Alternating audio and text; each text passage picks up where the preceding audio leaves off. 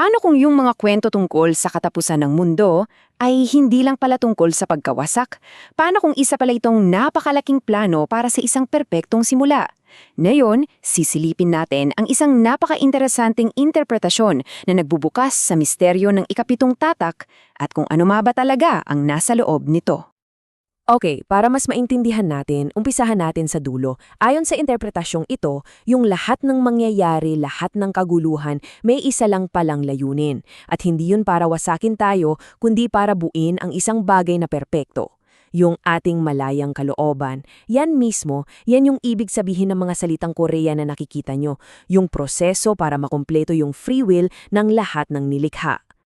So, para maintindihan natin kung paano mararating yung ultimate goal na yan, iisa-isahin natin tong structure na to. Isipin nyo na lang na para tayong nagbubukas ng isang set ng Russian dolls. Yung mga kahon na magkakapatong-patong, sisilipin natin yung ultimate goal, tapos yung tatlong layers ng mga kaganapan, at sa huli, ano ba talaga ang ibig sabihin ng lahat ng to? Okay, una sa lahat, alamin natin yung pinakaugat ng lahat ng to. Ano ba talaga yung grand plan? Kasi ito yung pundasyon, di ba? Ito yung magbibigay ng kahulugan sa bawat tatak, bawat trompeta at bawat salot na makikita natin mamaya. So ang pinakapuso pala ng ideyang ito ay ito. Yung lahat ng pagsubok at paghatol, hindi siya parusa, in a simple sense. Isa siyang proseso.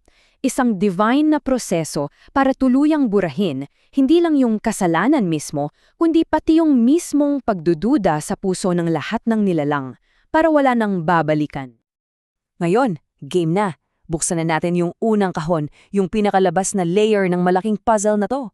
Ito ang 7 tatak. Dito mismo magsisimula ang lahat.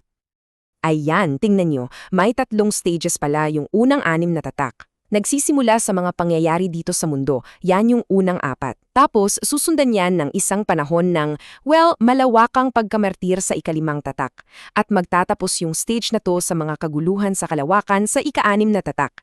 Ito yung parang setup, yung paghahanda para sa pinaka-importante sa lahat. At dito na papasok yung malaking tanong. Matapos ang lahat ng yon, anong mangyayari kapag binuksan na yung ika-7 tatak?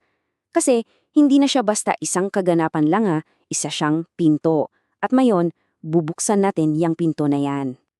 Okay, silip tayo sa loob ng ika-7 tatak. Dito na natin matutuklasan yung unang sorpresa, yung unang nested box sa ating misteryo. Anong laman niya?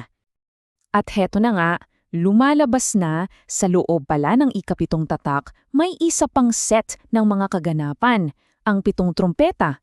So hindi pa pala tapos. Sa halip, lalo pang tumitindi yung proseso ng paghatol at, paglilinis.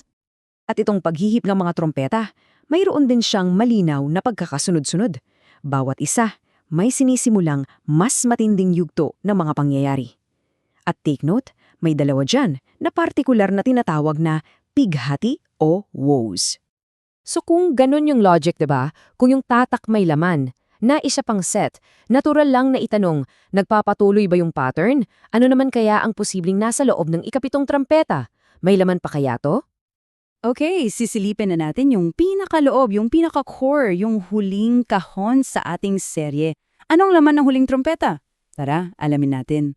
At tulad nga ng inaasahan, nagpapatuloy yung pattern. Ang ika-7 trompeta, may laman pa. At ito na yung pinakahuling yugto, ang 7 salot o yung tinatawag ding 7 mangkok ng puot ng Diyos. Grabe, ito na yung sukdulan. Ito na yung tinatawag na ika-3 pighati. At ayon sa source, ito rin daw yung tinutukoy na Beast's Great Tribulation o sa Korean, Chimsong Tewannan. So, hindi na to basta pagsubok lang, no? Ito na yung huling paglilinis, yung pinakamatinding yugto na magwawakas sa lahat ng kasamaan. Ngayong nakita na natin lahat ng kahon sa loob ng kahon, mula sa mga tatak, papasok sa mga trompeta, hanggang sa pinakaloob ng mga salot, oras na para mag-zoom out tayo at balikan yung pinakaunang tanong, para saan ba talaga ang lahat ng to?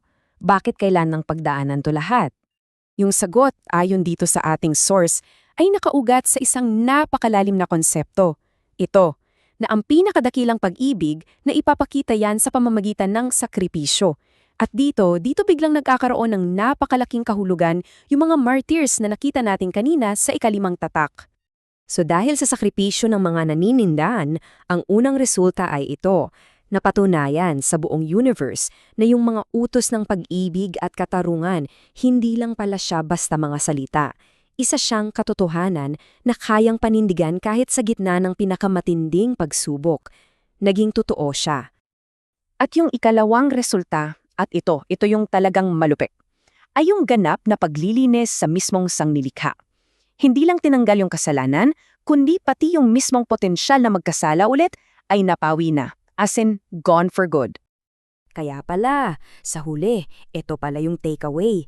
Ang lahat ng ito, mula sa unang tatak hanggang sa huling salot, ay hindi lang pala isang serye ng mga kapahamakan.